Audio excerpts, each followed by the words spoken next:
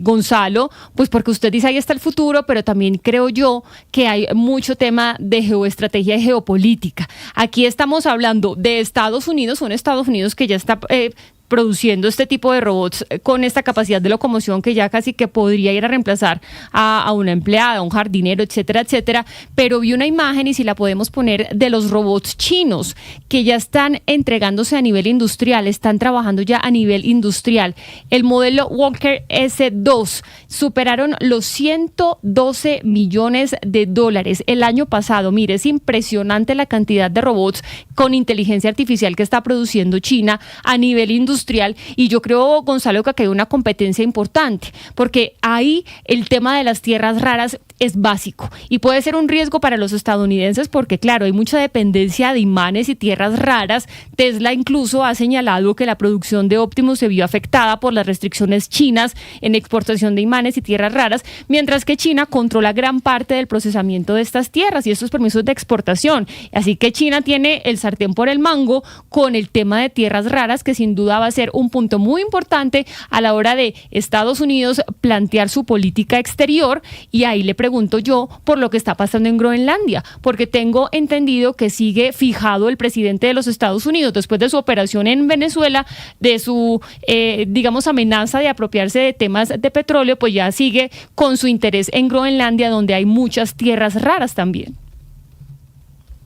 Permítame decirle lo siguiente antes de entrarme en Groenlandia, Jennifer. Decía Deng Xiaoping, el máximo líder de la República Popular de China, que fue el que adentró al gigante asiático al capitalismo y al aplaudir a los millonarios, que mientras Estados Unidos tenía petróleo, ellos tenían las tierras raras. Y les faltó nada más, les bastó 50 años para ver lo que usted nos trae, ¿no? Por cierto, Amazon se está convirtiendo en la empresa más grande del planeta en tener una base de robots trabajando para la compañía. Ya estamos hablando de 1 millón de robots que están trabajando para la empresa. Pero le quiero decir lo de Groenlandia. A ver, Donald Trump ha sido claro. Groenlandia es estratégica para los Estados Unidos y además en medio, no solo el tema de las tierras raras, sino también lo que puede significar con Rusia. Pero esto ha generado sin duda alguna un rechazo incluso por parte de aliados de Estados Unidos, como por ejemplo Italia. Y es que se sentaron Francia, Polonia, Alemania, Italia, España y Dinamarca en una declaración conjunta. Y le dijeron a Donald Trump, oiga, Groenlandia le pertenece a su gente y solo a Dinamarca y a Groenlandia son como países y como territorios los que pueden decidir sobre asuntos relativos a sus relaciones. Recordemos que Donald Trump había dicho, necesito de Groenlandia, necesito tener a Groenlandia con nosotros, sobre todo el tema de los minerales, pero un tema también de seguridad. Hay que decir lo siguiente también, que la primera ministra danesa dijo que esto, si Donald Trump se atreve incluso a acercarse militarmente a Groenlandia, significaría el acabose de la OTAN. Sería el fin de la organización del Tratado del Atlántico Norte. Así que aquí lo que vemos es que incluso Meloni, que es muy cercana a Donald Trump y que aplaudió lo ocurrido en Venezuela, diciéndole, señor presidente, a Groenlandia no. Bueno, yo vi a Meloni muy crítica con lo que hizo Estados Unidos en Venezuela, ojo, que la vi ahí con un trino bastante crítica. Sí, porque yo se los mandé, se los mandé. A Meloni. A ver si Lucas me ayuda. ¿Estás seguro que Meloni? Sí.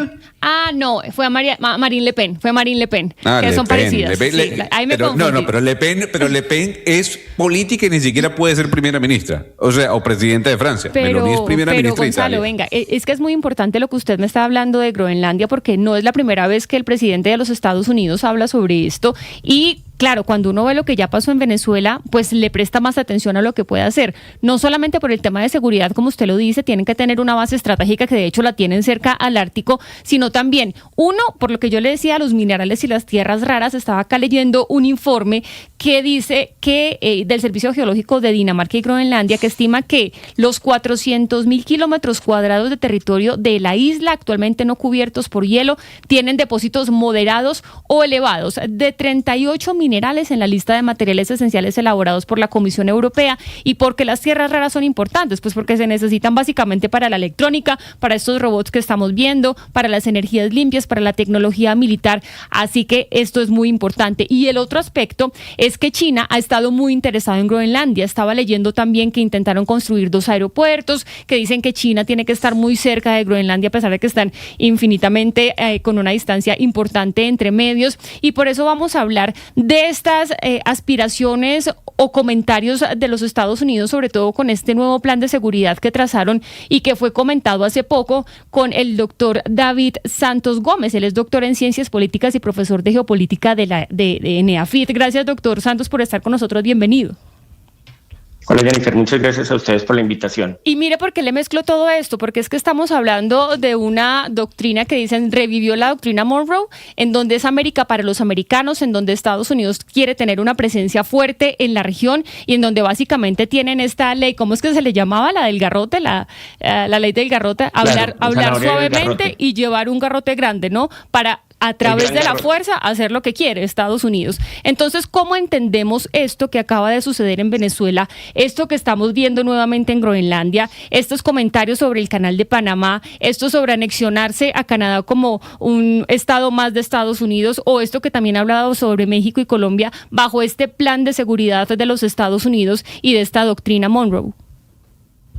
Claro, bueno, mira, yo creo que uno podría hacer el análisis histórico inmediato alrededor de la doctrina Monroe, teniendo en cuenta también que el mismo presidente Donald Trump, un experto en asuntos de marketing, ha empezado a denominar la doctrina Donroe, jugando con el nombre de Donald, por supuesto. Y esto tiene que ver con los intereses de Estados Unidos como el elemento y la base fundamental para las decisiones geopolíticas que tomen de política internacional. Recordarán ustedes que la doctrina Monroe pues tiene su nacimiento en la década de los 20 del siglo XIX con James Monroe, que se empieza a construir la idea de que Europa se dedique a Europa y América se dedique a América. Aquí hay un asunto de ambigüedad lingüística porque, por supuesto, esa frase de América para los americanos para Estados Unidos son ellos, es decir, el hemisferio para ellos, pero no con una vista colonialista, si se quiere interpretar de esa forma, por lo menos en lo que Monroe propuso en 1823. Ahora, era como cada uno dedíquese a sus asuntos, incluso recuerden ustedes que esa época es la época en la que justo se están dando los procesos o la consolidación de los procesos de independencia en América Latina, así que se recibe con agrado la idea de que acá todos vamos a estar unidos ante la posible intervención o de España o de los británicos o de los franceses, etcétera. Sin embargo, eso hace una transformación evidente cuando inicia el siglo XX, porque Roosevelt, Teodoro, no Franklin, hace un anuncio de una transformación, lo que se llama un corolario de la doctrina Monroe, y es, no solo es que no queremos que intervengan, sino que los intereses de Estados Unidos que sean afectados en este hemisferio, pues Estados Unidos va a intervenir para defender su postura. Ahora, aquí, como en toda política internacional, la realidad política demuestra unas ambigüedades. Por supuesto, Estados Unidos no va a intervenir cuando son sus socios los que hacen intervenciones imperialistas. El caso de Malvinas, en el momento en el que toman Malvinas y después en la misma guerra de las Malvinas en los 80 en Argentina. Lo que quiere demostrar un poco, y bueno, eso es lo que va a sostener además, lo que va a ser interpretado como el sostenimiento de la doctrina durante la Guerra Fría después de la Segunda Guerra Mundial, y este es nuestro territorio. En el tablero geopolítico este es nuestro territorio y no vamos a permitir que sucedan. Quizá lo de Cuba va a ser un error que no puede ser permitido más adelante después de que se da la Revolución Cubana en el 59. Ahora, después de eso hay un poco de una geopolítica correcta de decir nosotros somos el estandarte de la libertad y la vamos a llevar a distintas partes o de la democracia. Y lo que dice Donald Trump es no, aquí no hay ni siquiera corrección política en la política internacional. Nosotros tenemos unos intereses, tenemos dos grandes amenazas políticas, militares y económicas que son China y Rusia, y en ese sentido los aspectos que yo crea que me puedan afectar en esta lucha por el dominio global, pues los voy a tomar. Y los voy a tomar sin decir que voy por la democracia, sin eufemismos, sin lo que él considera ha sido la hipocresía histórica de la política internacional, y es, si algo lo necesito, lo tomaré, porque no voy a permitir que sea en Venezuela, sea en Groenlandia por el otro lado, sea en Panamá con el Canal de Panamá, etcétera, pues tenga una influencia china o Rusia, y creo que eso es lo que estamos viendo. Profesor Santos, claro, la doctrina Monroe pertenece a otra época y han cambiado mucho las épocas, pero si lo mira uno hoy, si uno mira esa doctrina a la luz de hoy, donde existen los organismos multilaterales, donde hay una protección de los derechos, del derecho internacional humanitario, que hay una solidaridad y una protección que surge de todos los aprendizajes de la Segunda Guerra Mundial, pues ¿qué tienen que hacer o cómo leer el papel de los organismos multilaterales frente a una resurrección de la doctrina Monroe? Cristina, un saludo, un placer saludarte de nuevo. Yo creo que uno de los elementos fundamentales que arrancó hace un año con la segunda presidencia de Donald Trump, y esto va a sonar muy violento, pero personalmente no tengo dudas de eso, es que ese mundo murió. Y es muy difícil entender y asimilar ese proceso, y va a costar un par no solo de tiempo, sino de acciones como la que vimos este sábado. Y es el sostenimiento de la política internacional que se construyó además con el faro de Estados Unidos después de la Segunda Guerra Mundial, en la conferencia de Yalta y posteriormente en la conferencia de Potsdam, la idea de la construcción de un mundo alrededor de la Organización de las Naciones Unidas que sea respetuoso de los procesos políticos, incluso que cuando se hagan unos abusos como se dieron en Vietnam, por ejemplo, o bueno, en las otras guerras que se dieron en la Guerra Fría, Corea en su momento, o lo que pasó después de la caída del muro de Berlín en Yugoslavia, todo este tipo de cosas. Muchos ahora dicen, bueno, es que esto ya ha pasado, sí, ya ha pasado, pero quizá existía la esperanza o por lo menos el manto de legalidad de que existía un organismo que podría detener. Yo creo, y en eso soy muy pesimista, que el mundo que estamos viviendo hoy, que inaugura la presidencia de Trump y que solidifica la segunda presidencia desde el año pasado, vamos a cumplir en 15 días, un año apenas, parece que ha pasado un torbellino, pero a un año apenas, es, Cristina, que ese mundo ha muerto. Es decir, las Naciones Unidas como un organismo competente que sea capaz de delimitar las intervenciones ha muerto. ¿Y por qué creería yo que el golpe es tan mortal? Porque está dado por la nación que había consolidado la idea de que ese era el mundo que debíamos vivir. Si esa misma nación es la que dice, no, ese mundo ya no, esas reglas son insuficientes para la realidad política de hoy, pues no hay posibilidades de sostenimiento. Escuchaba ahora uno de los comentarios que hacían ustedes sobre el miedo que hay en Dinamarca por lo que puede ocurrir en Groenlandia. Y es bastante sorprendente en un mundo que cada vez, es decir, nos levantamos y cada vez estamos más sorprendidos porque pasa algo que creíamos que era imposible que pasara. Donde dice, bueno, si Estados Unidos entra a Groenlandia, la OTAN tiene que atacar a Estados Unidos. Imagínense cómo sería esa culebra que muerde la cola al final de todo, es decir, la OTAN atacando a la OTAN. La explosión David, interior Sí. David, yo lo interrumpo porque no tenemos mucho tiempo y uno puede entender la preocupación que surge sobre lo ocurrido el pasado 3 de enero, pero digamos, es un hecho frente a una realidad política muy diferente a lo que es Groenlandia, lo que puede ser Taiwán y lo que es el Canal de Panamá. En este caso, estamos hablando de una dictadura que además Estados Unidos no reconoce. Entonces la consulta es, ¿cómo podemos separar el hecho per se de lo ocurrido con palabras y digamos no acciones que ha tenido el presidente Donald Trump? Porque una cosa es lo que haga y otra cosa es lo que diga. Ahí puede haber mucho más lobby para que Donald Trump no entre en Groenlandia, no ataque Panamá, no entre en Colombia, frente a lo que pudo hacer en Venezuela, porque la realidad es completamente distinta. Claro, lo que pasa es que ahí en el tema legal las palabras importan mucho y los discursos importan mucho, porque envalentonan otros de los imperios que no pueden ser cuestionados por las mismas palabras que ha dicho Donald Trump.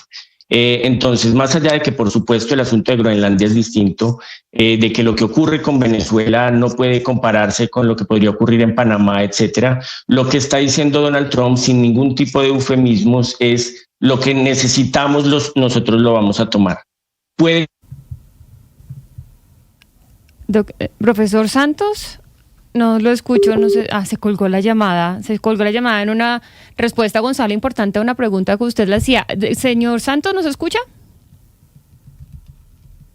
Creo que No, lo perdimos. Se nos cayó el profesor, que usted le hacía esta pregunta muy importante, pero me parece muy importante y yo sí quería hablar sobre este tema porque nos ayuda a dar una visión más general sobre lo que está pasando. Yo ayer les decía, esto no solamente se trata de Venezuela ni de Maduro, eso se trata de un nuevo plan de seguridad que tiene Estados Unidos y que tiene en su mira otras regiones, no porque haya dictadura, no porque haya autoritarismo, sino porque hay recursos que le importan y recursos que quiere coger. Ahí está el doctor Santos para que termine su respuesta, profesor. Sí, decía yo que las palabras en este asunto importan, porque la inestabilidad y la ansiedad política tienen unas consecuencias. No es necesariamente que se vayan a tomar a Groenlandia, pero cuando Estados Unidos dice, si yo esto lo necesito, lo puedo tomar, eso tiene unas implicaciones en la forma en la que Europa misma se está viendo. Esto tiene unas implicaciones en la forma en la que Europa misma está tomando decisiones para la inversión en la OTAN. Esto tiene unas decisiones en las formas en las que Estados Unidos puede negociar la realidad entre Rusia y Ucrania. Esto tiene lo que hizo Estados Unidos, el apoyo que tuvo Estados Unidos a Israel durante la guerra que sigue en la Franja de Gaza, tiene unas consecuencias para la política internacional y son heridas de muertes para un sistema de multilateralismo que llevaba 80 años. No porque no se repita el hecho de Venezuela, de la entrada a un país, la sacada del presidente, sea legítimo o ilegítimo. Quiero que esto se entienda no alrededor de un apoyo, por supuesto, a lo que estaba ocurriendo en Venezuela, pero esto va a tener unos efectos en los que el presidente, por su forma de ser, pero también sus asesores, hoy el principal asesor de Estados Unidos dijo, si nosotros necesitamos Groenlandia, la tomamos porque somos una superpotencia. Así no lo hagan. Esa declaración tiene unas implicaciones profundas en la manera en la cual después se puede juzgar o no juzgar una actuación de China o de Rusia o de Bielorrusia o de Corea. Es decir, hay una ruptura que no solo por el hecho de ser discursiva es menor. Creo que aquí Trump lo plantea de forma directa. El mundo multilateral, como lo conocíamos, ha muerto. Me quedo con esa frase, profesor. Gracias por atendernos. Que tenga usted feliz día y feliz Día de Reyes, por cierto. Ustedes. Adiós. A ustedes, Hacemos muchas gracias. una pausa. Ya vienen las noticias de mediodía.